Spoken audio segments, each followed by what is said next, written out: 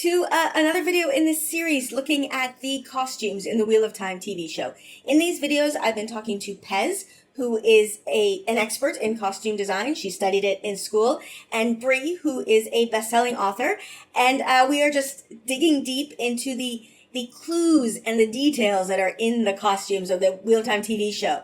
And because they are so detailed, there are book spoilers in this conversation. This conversation, I think the book spoilers go through all the way to Towers of Midnight. So if you haven't finished up until that point in the books, do not recommend this video to you. And also, obviously, the entire first season of the television show. In this video, we're going to be looking at the costumes worn by Matt, Thom, and Logain. And so, I don't know, I love this conversation, so I guess let's just jump into it. Let's be nerdy, babe. Let's be nerdy, let's be nerdy. Let's be nerdy, babe. Let's be nerdy, babe. Let's be nerdy, let's be nerdy, babe. Because we were just talking about Matt, I thought we could move on to Matt. So something I noticed about Matt that I hadn't noticed until we started doing the rewatch is there's a picture of him, I think, approaching Pad and Fane. They have the same coat silhouette. Matt looks more like Pad and Fane than he looks like any of the Two Rivers villagers around them. And so now I have this absolutely, complete shot in the dark theory that maybe Matt is wearing a coat that he bought off of Pad and Fane on a previous visit because they're obviously acquainted. Mm-hmm. And there are people in the Two Rivers who are wearing that longer silhouette, but it just made me think, Matt, are you wearing Pad and Fane's coat? Are you showing us what kind of path you're going down, literally as well as figuratively? Well, yeah. Because he's not wearing a coat made for him. It does not fit him at all. No, not at all. Not even a little bit. But yeah, that is a really cool thing. Because I think all of us would agree that they probably plan to have another, like a mirror scene to this in the final episode. I suspect so. Yeah. So having like them mirror each other in that way as well would be, I never would have noticed that. But you're right. It's a similar silhouette.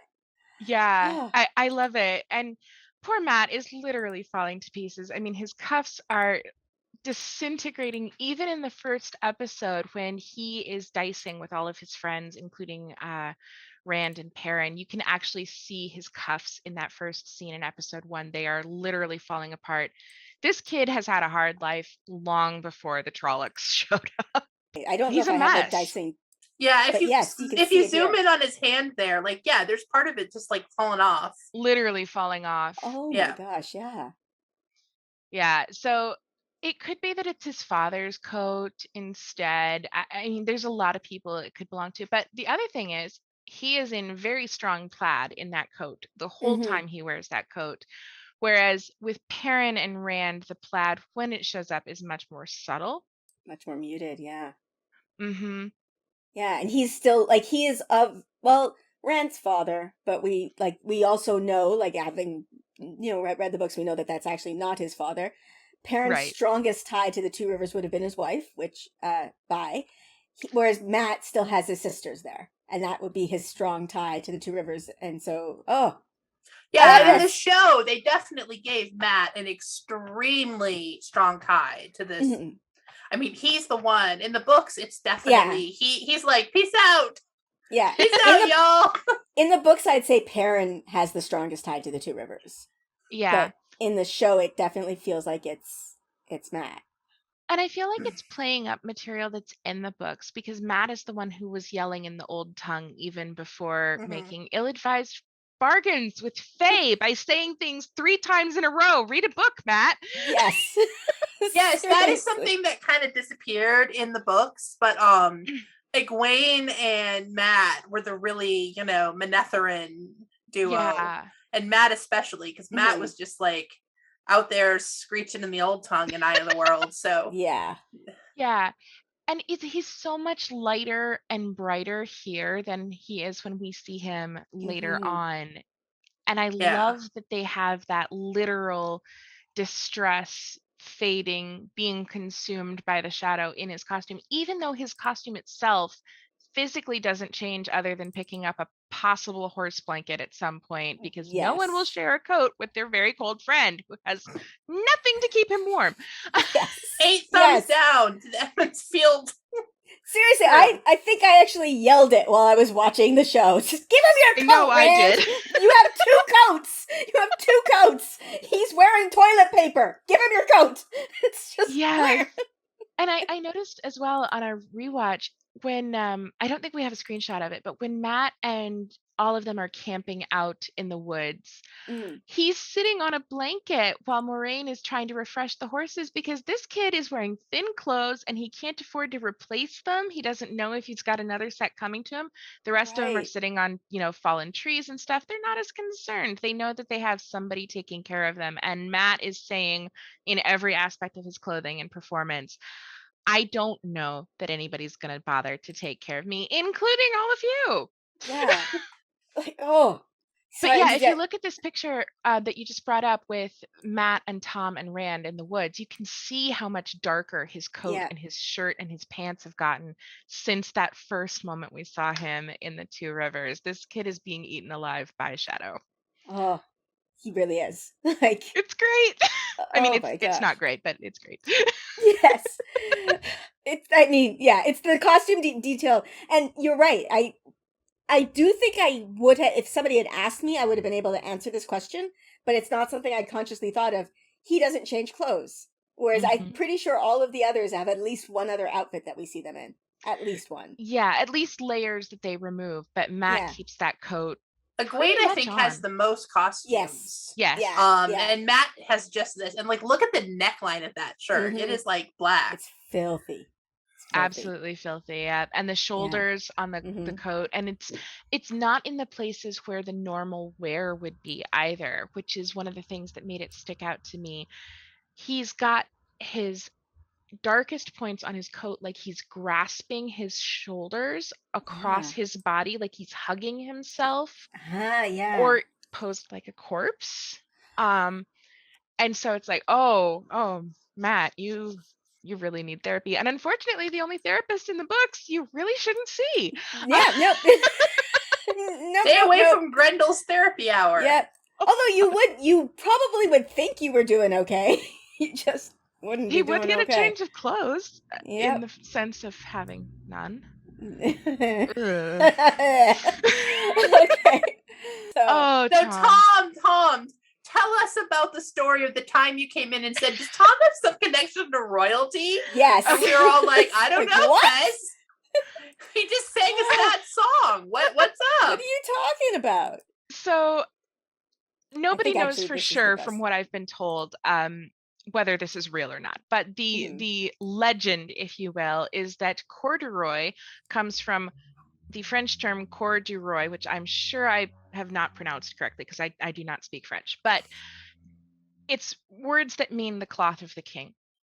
And so the legend, the urban myth almost with fabric and textiles is that corduroy was worn in the service of the king. It was what you wore as kind of like knockoff velvet. They're made in a very similar way, but it was much more durable. And so maybe that's what you put your servants in. That's what you put the people close to you in. It might be what you wore as the king if you needed something a little more durable for a more vigorous activity like horseback riding, hunting, something like that. Being and so the queen's friend.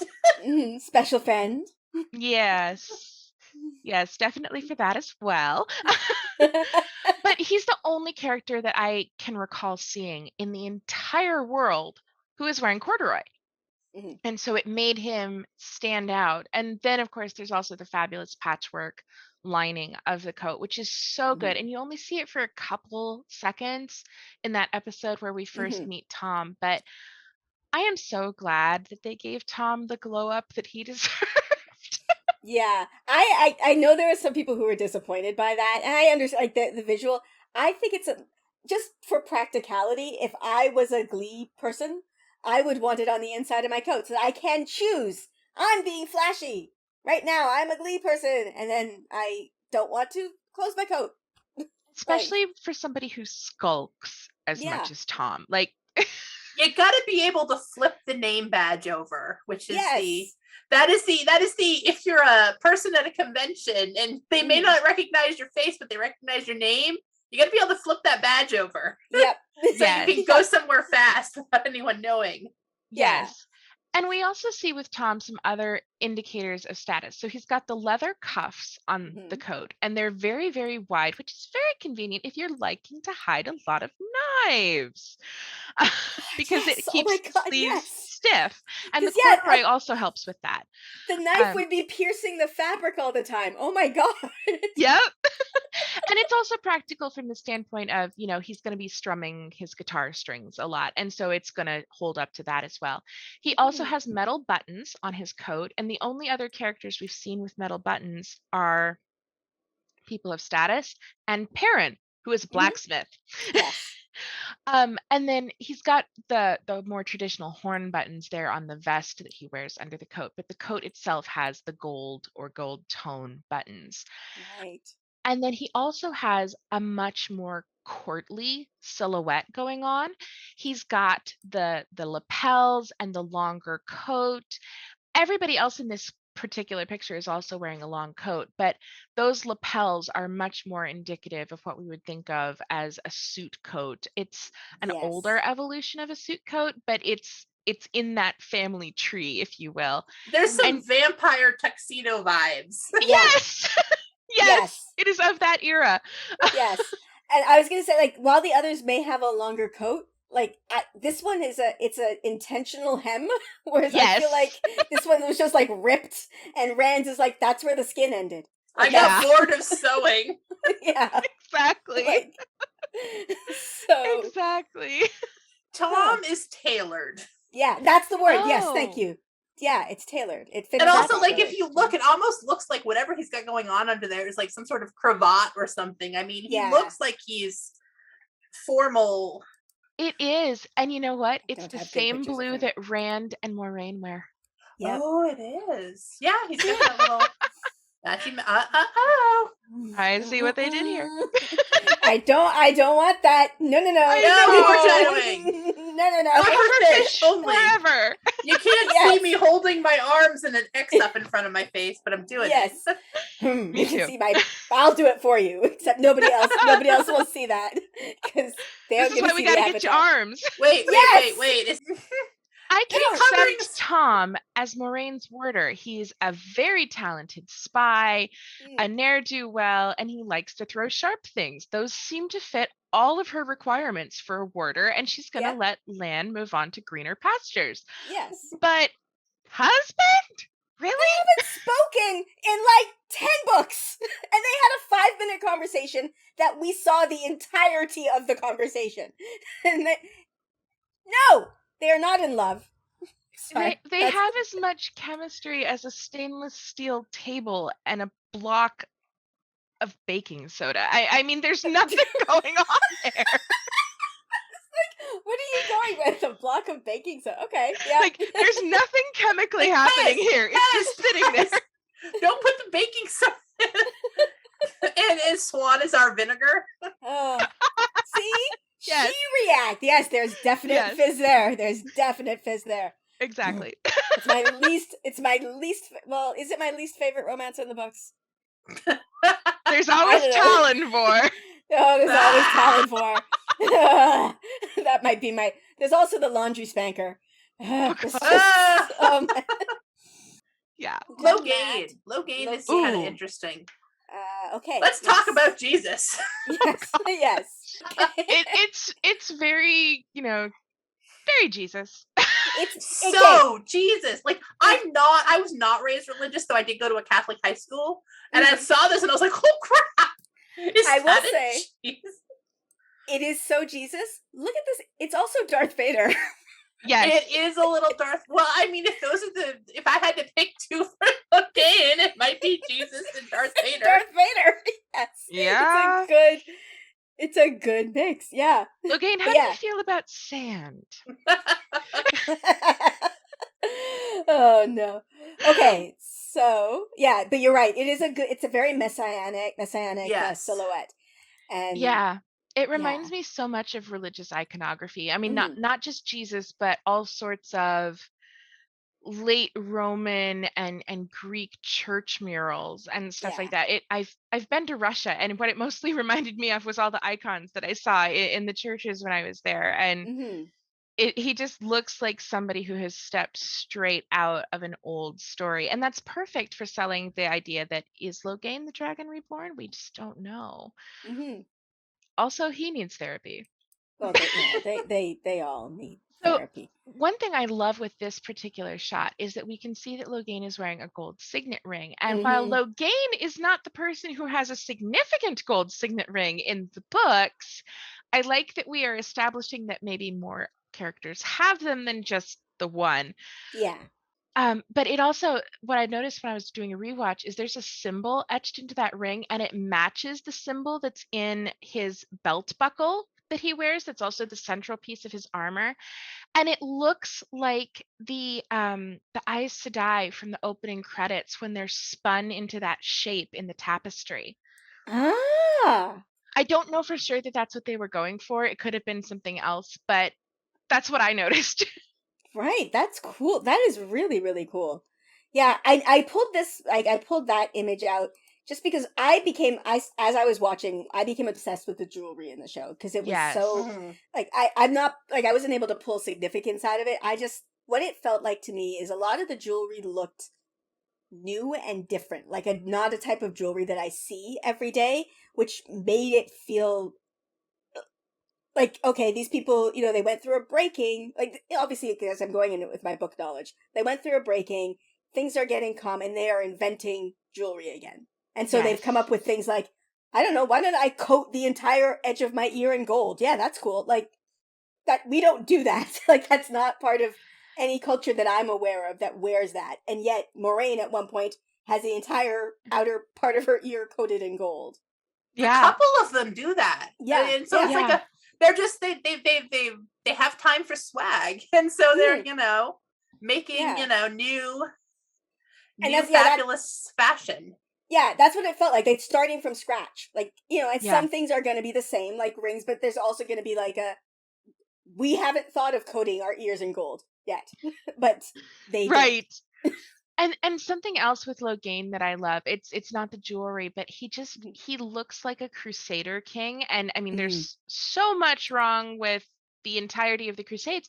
There's also so much wrong with the entirety of Logain at this point. Yes. So I liked that imagery from that standpoint, as well as this was on a location in Spain, I believe, with a castle from that era. And also the king here who we're seeing speaking to Logain, he is wearing straight up Ottoman armor. Really? Oh yes, you found this, didn't you? You found like armor that this was like probably based on, or at least looked like. You can find Ottoman armor at the Metropolitan Museum of Art in New York City. They've got their collection online, and you can see that at least the silhouette is the same with that central circle piece. And I was like, I know this looks familiar, but I'm not an armor expert by any means, but I knew the silhouette looks familiar, so I went looking for that particular piece. And Logain has a similar thing going on, although his looks a little bit more like he went to a wrestling thing at some point. It does look like a bit of a wrestling belt, yeah. But it's, you can see how they're similar and maybe of the same culture in general. And I think this is the country Logain is from. Galdon? Yes, I think so, right? Yeah. He's a nobleman of this country, I believe. Yeah, and I loved that they added that signet ring and that brief look at it, because that helps tell us that particular thing about Logain before it really becomes a thing in the story, but we already know, we're already primed for it thanks to the costume pieces. Yeah. We're also being sold on the idea that the dude has money just from what he's wearing. Yeah, like this is not cheap. This struck me as a rich dude pretending to be humble. Yes.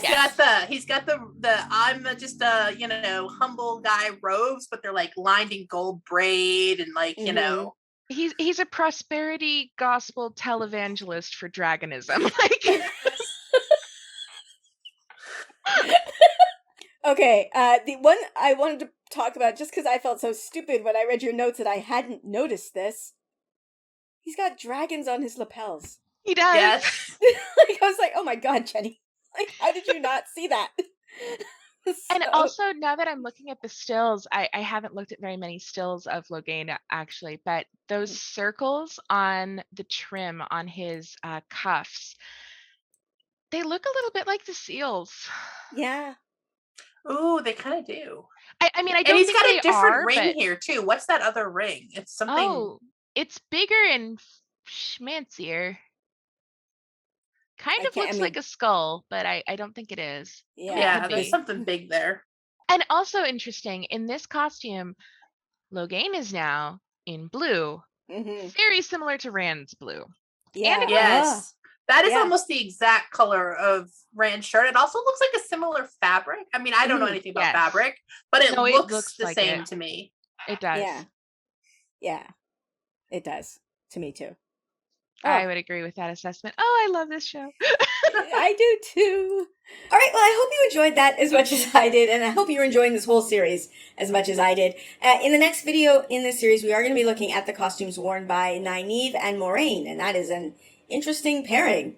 Don't know if that happened on purpose when I did the video, or when we had the conversation. But anyway, so look forward to that. And yeah. Let me know your thoughts if there's any details that you picked out of the costumes that we missed, or anything from this conversation in particular that stood out to you. Let me know in the comments below. And if you like my content and you want to support me, I do have a Patreon. It will be linked in the description below. My patrons, I am beyond grateful for you. Thank you so much. And with that, I am going to end this here. So please like, subscribe, and I'll see you next time. Bye!